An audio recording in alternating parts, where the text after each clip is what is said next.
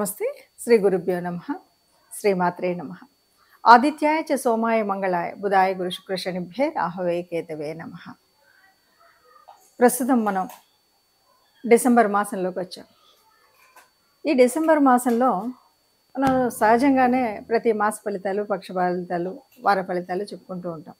కానీ కొన్నిసార్లు గ్రహాల యొక్క మార్పు అనేటువంటిది గతులు మారుతూ ఉంటాయి. గతులు మారడం అంటే ఉన్నటువంటి స్థానం నుండి వక్రగతిలో వెనక్కి వెళ్ళడం, ఉన్నటువంటి స్థితి నుండి అప్పటికే ఆ గ్రహాలు ఉన్నటువంటి స్థానాలు ఉచ్చస్థిత, నీచస్థిత ఇవన్నీ కూడా రకరకాలుగా ఉండడం వల్ల ఇలా మార్పు చెందినప్పుడు కొన్ని రకాలైనటువంటి ఫలితాలు అయితే ఉంటాయి. మరి ఆ రకంగా కనుక చూసినట్టయితే ప్రస్తుతం డిసెంబర్ 6వ తారీఖు నుండి 2024 డిసెంబర్ 6వ తారీఖు నుండి కుజుడు తను ఉన్నటువంటి స్థానం ఏది కర్కాటకంలో ఉన్నాడు. మరి ఎలాంటి స్థానం అంటే నీచ స్థానం. నీచ పొందినటువంటి కుజుడు ఇప్పుడు మళ్ళీ వక్ర గతిని పొందేటువంటి పరిస్థితి. ఈ కాలం అంతా కూడా ఎప్పటి వరకు ఉంటుంది అంటే ఫిబ్రవరి 24 తారీఖు 2025 వరకు ఈ వక్ర స్థితి ఉంటుంది. అంటే అక్కడ మిథునంలో ఉంటాడు. మళ్ళీ మిథునం నుండి మళ్ళీ వక్రత్యాగం తర్వాత మళ్ళీ కర్కాటకంలోకి వస్తాడు. ఇలా ఏ గ్రహమైనా అంటే కుజుడి యొక్క గమనం మనకు తెలుసు, దాదాపు 45 రోజులు. అలాంటి కుజుడి గమనం ముందుకు వచ్చి వెనక్కి వచ్చి అక్కడక్కడే తారసపడుతున్నట్టుగా మనకు గత కొంతకాలంగా చూస్తూ ఉన్నాం. మరి ఇలాంటి పరిస్థితుల్లో అసలు ఎలాంటి ఫలితాలు వస్తాయి అంటే ముందుగా మనం కుజుడిని చూడాలి.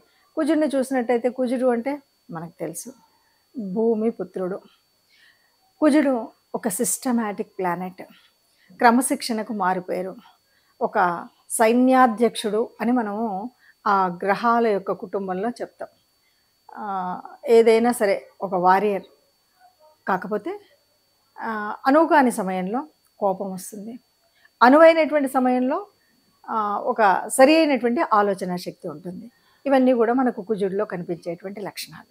మరి ఈ లక్షణాలన్నీ ఉన్నటువంటి కుజుడు ఇప్పుడు ప్రస్తుతం అంటే డిసెంబర్ 2024 6వ తారీఖున వక్రగతి చెంది దాదాపుగా ఫిబ్రవరి వరకు, వచ్చే సంవత్సరం ఫిబ్రవరి అని చెప్తున్నాం కదా, అక్కడి వరకు మరి ఇందులో ఈ వెనక్కి వెళ్తూ ఉన్నాడు. ఇలా వెళ్ళినప్పుడు ఏమైనా శుభ ఫలితాలు ఉంటాయా, అసలు ఒక్కొక్క రాశి వారికి ఎలా ఉంటుంది అని చూస్తే ఇక్కడ కొన్ని మనం ఒక విషయాన్ని మాత్రం చెప్పొచ్చు. ఎప్పుడైనా ఏ గ్రహమైనా ఎక్కడైనా నీచ పొందిన తర్వాత నీచలో ఉంది, నీచ స్థానంలో ఉంది. ఈ నీచ స్థానంలో గనక వక్రగతి పొందితే దాదాపు అది ఉచ్చ స్థానానికి ప్రతిఫలంగా ఉంటుంది. దాదాపు ఉచ్చస్థితిలో ఉన్నప్పుడు ఏ ఫలితాలు అయితే ఇస్తుందో ఆ ఫలితాలు ఇవ్వగలిగే శక్తి ఆ గ్రహానికి వస్తుంది. మరి ఆ రకంగా చూసినట్టయితే ఇప్పుడు ప్రస్తుతం మరి కుజుడు ఏమేమి శుభ ఫలితాలు ఇస్తాడు, ఏ రాశి వారికి ఎలా ఉంటుందో 12 రాశుల వారి యొక్క ఫలితాలను చూద్దాం. ఇప్పుడు వృశ్చిక రాశిలో మరి వృశ్చిక రాశి వారికి ఈ 2.5 నెలలు ఎలా ఉంటుంది అంటే కుజుడు వక్రీకర స్థితిలో ఎలా ఉంటుంది అంటే కుజుడు సహజంగా వృశ్చిక రాశికి రాశ్యాధిపతి ఎప్పుడు కూడా చెడు చేయడు అన్నప్పుడు బాగుంటుంది కదా ఒకటి.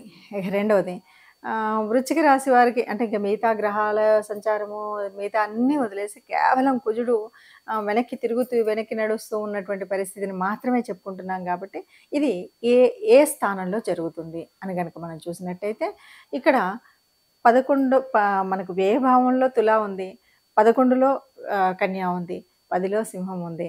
అంటే ఇది ఏ భావము? నవమ భావం జరిగితే ఏంటి, ఇది పూర్వపుణ్య ఫలితం కదా. పూర్వపుణ్య ఫలము అంటే ఎంత మంచి చేస్తుంది ఇది ఆలోచించాలి. ఎలాంటి మంచి చేస్తుంది అంటే ముఖ్యంగా పితృదేవతలకు సంబంధించినటువంటిది, తండ్రికి సంబంధించినటువంటిది, తండ్రి తరఫు నుండి వచ్చేటువంటి ఏదైనా పూర్వీకుల నుండి వచ్చేటువంటి ఆస్తులు ఇవన్నీ కూడా, భూములు, ముఖ్యంగా కుజుడు అంటే భూమి, అంటే మన పూర్వీకుల నుండి వచ్చేటువంటి ఇంతకుముందు రానటువంటివి వచ్చేటువంటి అవకాశం ఉంటుంది. అంటే మనకు తాత ముత్తాతల నుండి ఉన్నటువంటి ఏదైనా ఆస్తి అలా ఉంటే అవి ఇప్పటి వరకు ఏమీ ఇవ్వలేదు, ఏదో కానీ ఇప్పుడు ఇవ్వాలనిపించి వాళ్ళకి అనిపించవచ్చు, లేదా మనకు అడగాలనిపించవచ్చు. మొత్తంగా మాత్రం పూర్వీకుల యొక్క ఆస్తి, అలాగే గురువుల యొక్క మార్గదర్శనం జరుగుతుంది. అలాగే తండ్రి యొక్క ఆశీస్సు పొందేటువంటి పరిస్థితి ఉంటుంది. తండ్రి పరంగా చూసినట్టయితే ఆరోగ్యపరంగా కానీ, తండ్రి యొక్క ఆర్థిక స్థితి వల్ల గాని అన్నీ కూడా మెరుగయ్యేటువంటి పరిస్థితి ఉంటుంది.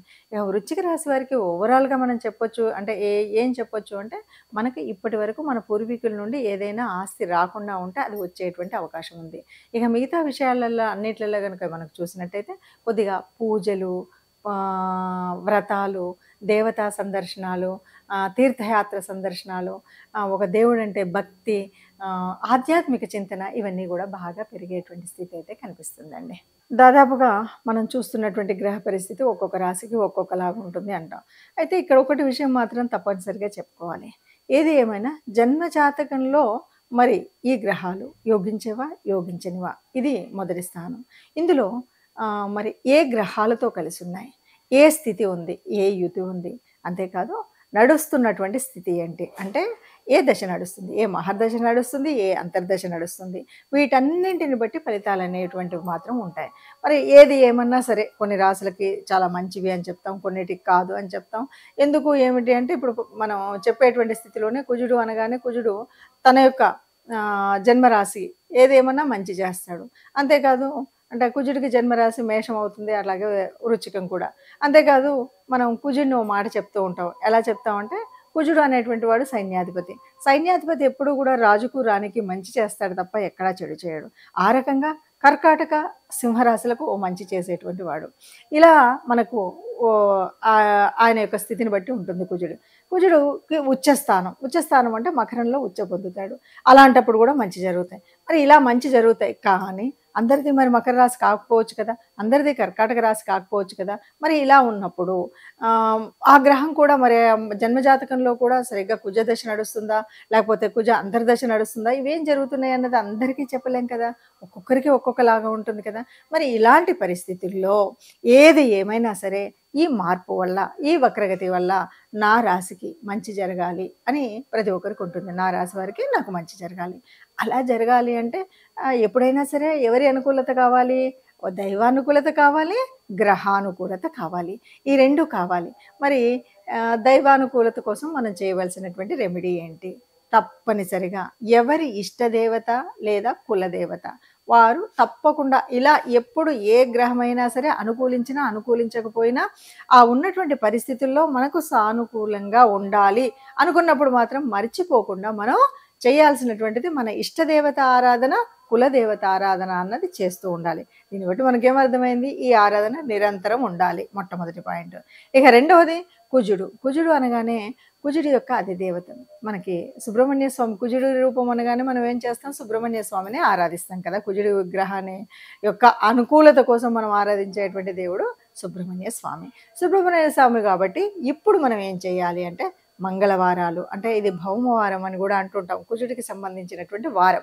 ఈ మంగళవారాల్లో సుబ్రహ్మణ్య స్వామి దేవాలయం ఎక్కడైనా మన వీధిలో కానీ మన దగ్గరలో ఉంటే తప్పనిసరిగా సుబ్రహ్మణ్య ఆలయానికి ఎప్పుడు ఈ వక్రగతి చెందుతూ ఉన్నప్పుడు తప్పనిసరిగా సుబ్రహ్మణ్య స్వామి ఆలయానికి వెళ్ళడం, అభిషేకం చేయించుకోవడం, అర్చన చేయడం ఇలాంటివి మనం చేస్తూ ఉంటాం.